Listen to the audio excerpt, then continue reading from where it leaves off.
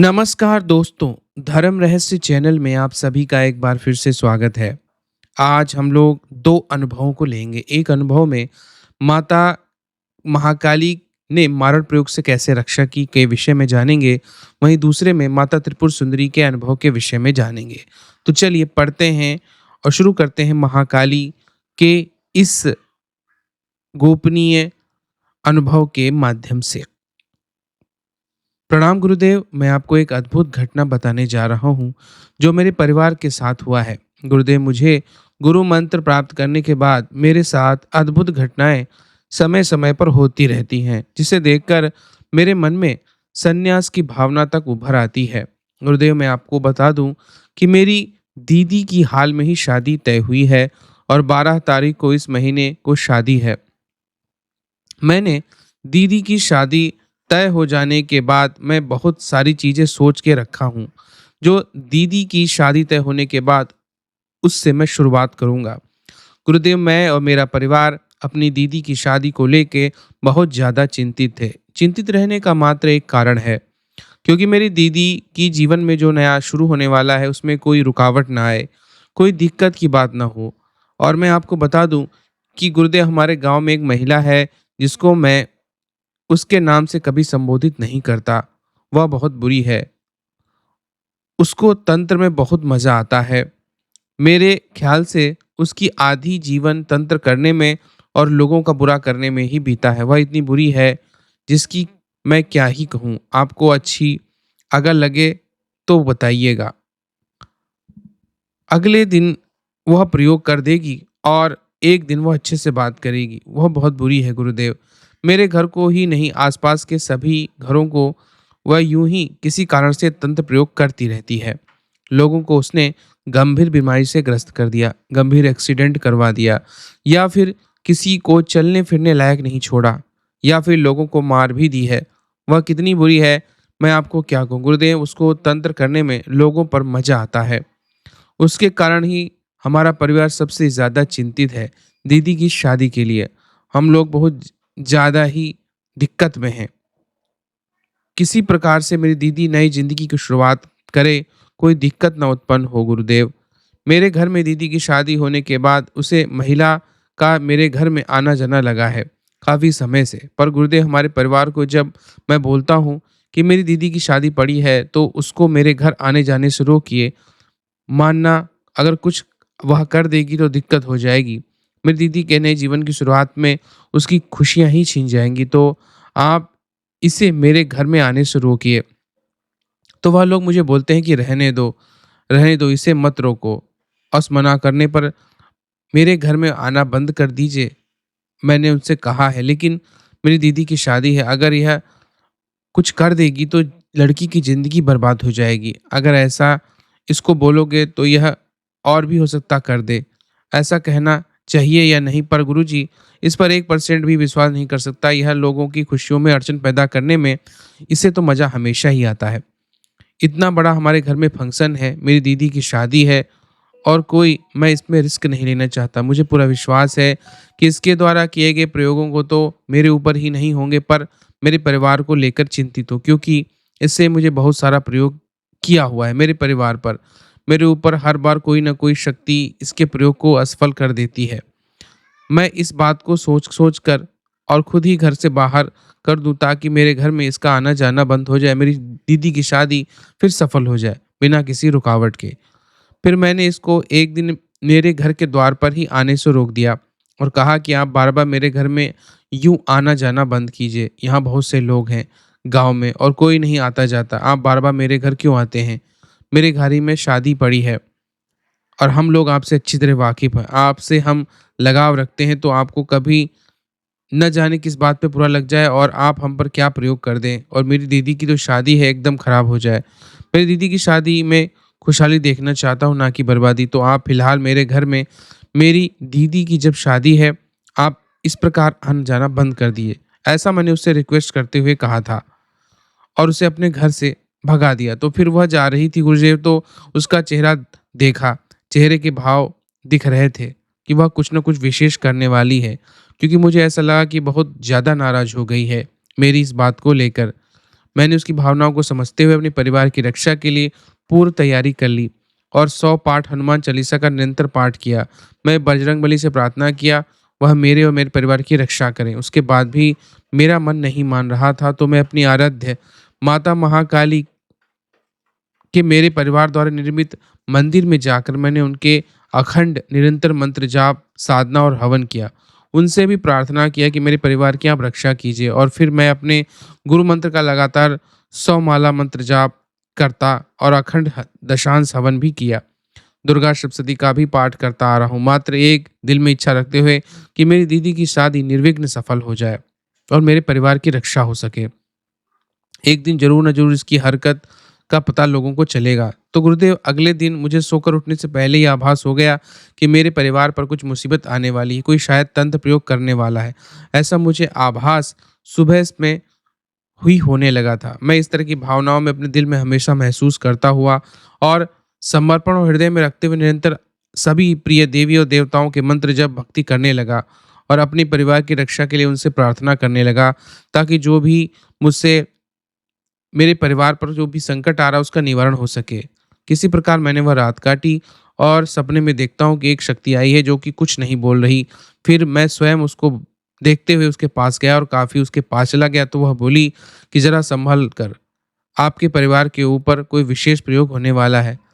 तो मैं सुबह से ही इस प्रकार की एहसासों को फ़ील कर रहा था कि तभी मेरा सपना टूट गया और मैं अपने बेड से उठकर बहुत ज़्यादा चिंतित होते हुए, रोते हुए अपने प्रिय देवी और देवताओं को याद करते हुए प्रार्थना करने लगा और मेरे परिवार की रक्षा कीजिए माता। इस तरह मैंने जैसे ही सुबह हुआ, तो मैं अपने पुनः परिवार की रक्षा के लिए जो कुछ भी बन पाया, पूजन इत्यादि सब कुछ किया, प्रार्थना किया मेरे परिवार पर होने वाले तंत्र बाधाओं से रक्षा करने के लिए कि वह स्त्री तंत्र प्रयोग कर सकती है।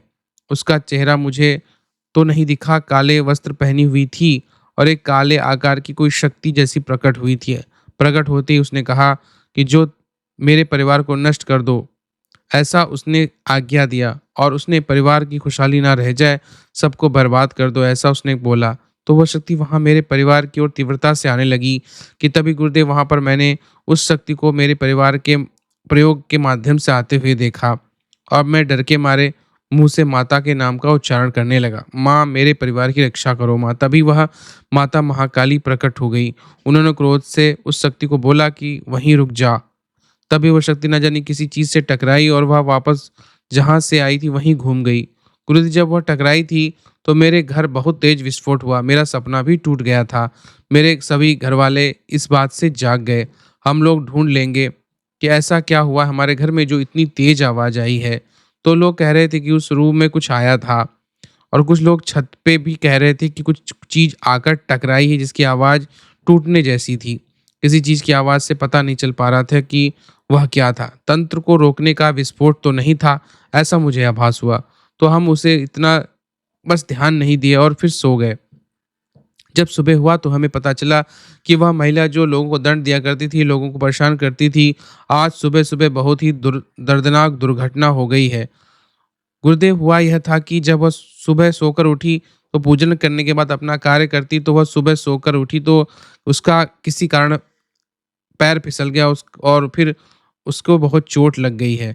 उसके पैर में रॉड लगा हुआ है। जब मैंने सुना तो मुझे बहुत खुशी मिली कि लोगों का बड़ा बुरा करने वाले के साथ एक दिन ऐसा ही होता है, और मैं इस बात से बहुत प्रसन्न हूँ कि मेरे परिवार की रक्षा हो सकी। इसके लिए मैं अपने गुरुदेव और माता पराशक्ति, माता महाकाली का विशेष रूप से धन्यवाद करता हूँ, और वह इसी प्रकार मुझ पर सदैव अपनी कृपा बनाए रखें।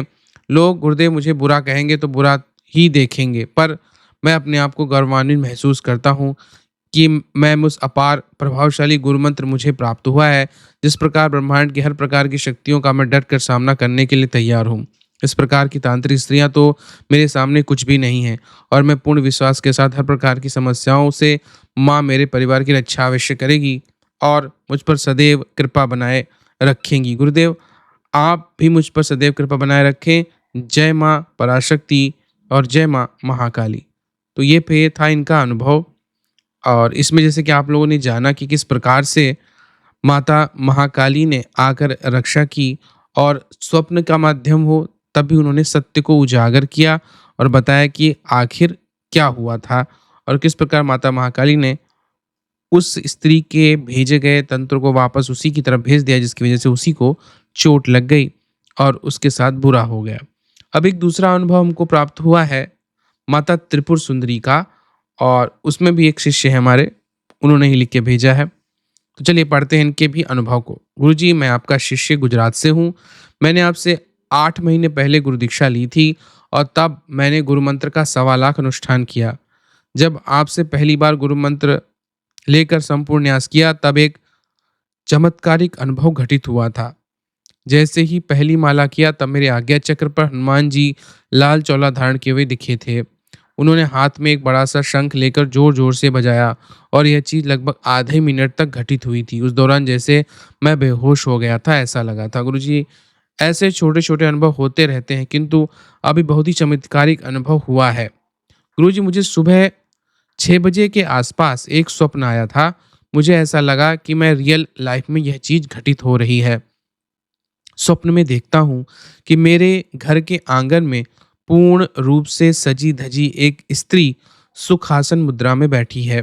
वो इतनी सुंदर थी कि मैं क्या ही कहूँ, अप्सराओं से भी 1000 गुना ज्यादा सुंदर थी, समझ लीजिए। उसके शरीर से जैसे पीले रंग का प्रकाश निकल रहा था। एक दूसरी स्त्री थी, वो उसके पीछे से उन्हें पकड़ कर रखी हुई थी, क्योंकि वह दिव्य तेज वाली स्त्री पूर्ण रूप से समाधि में लीन थी। और औरत अपने मुंह से ओम श्रीम श्रीम त्रिपुर सुंदरी नमः इस मंत्र का जप कर रही थी। मुझे देखकर दूसरी स्त्री बोली, तुम घर के अंदर आओ। मैं अपने घर के अंदर आता हूँ तो उसी दिव्य तेज वाली स्त्री के स्वरूप वाली वह दूसरी स्त्री नग्न शरीर में मेरे बिस्तर पर सोई हुई मुझे दिखाई देती है। उसको देखकर मेरी कामवासना तीव्रता के साथ बढ़ जाती है और मेरे अंदर संभोग क्रिया करने की तीव्र इच्छा जागृत हो जाती है। वो स्त्री अपने सुंदर मुख पर मंद मंद मुस्कान के साथ कामुक इशारे भी कर रही थी। मैं भी उसकी कामुकता में फंसता चला जा रहा था और उसकी ओर खींचा चला जा रहा था, किंतु अचानक से मैं विचलित हो उठा और सोचने लगा कि मैं यह क्या अनर्थ करने जा रहा हूँ। फिर दौड़ करके घर के बाहर आता हूँ तो वह दिव्य तेज वाली स्त्री जो मंत्र जाप कर रही थी, उसके साथ देने वाली स्त्री भी गायब हो जाती है और वहां केवल दिव्य प्रकाश होता है। उसमें से माता त्रिपुर सुंदरी का स्वरूप प्रकट होता है। माँ अपने मुख पर मंद मंद मुस्कान के साथ मुझे आशीर्वाद दे रही थी और फिर अचानक से ही मेरी नींद खुल जाती है। गुरुजी, इस स्वप्न का अर्थ समझाओ, हो सके तो अनुभव को डाल सकते हो, किंतु नाम मेरा मत बताना।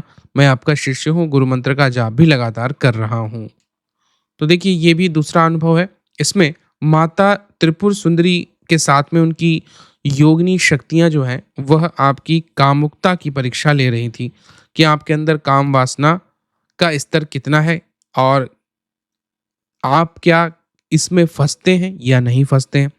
आप क्योंकि उससे बाहर निकल गए, इसीलिए माता त्रिपुर सुंदरी ने प्रेम पूर्वक आशीर्वाद दे के आपको दर्शन भी दिए और बताया भी कि गुरु मंत्र की कृपा से माता त्रिपुर सुंदरी का जो स्वरूप है उसके दर्शन आपको हो रहे हैं।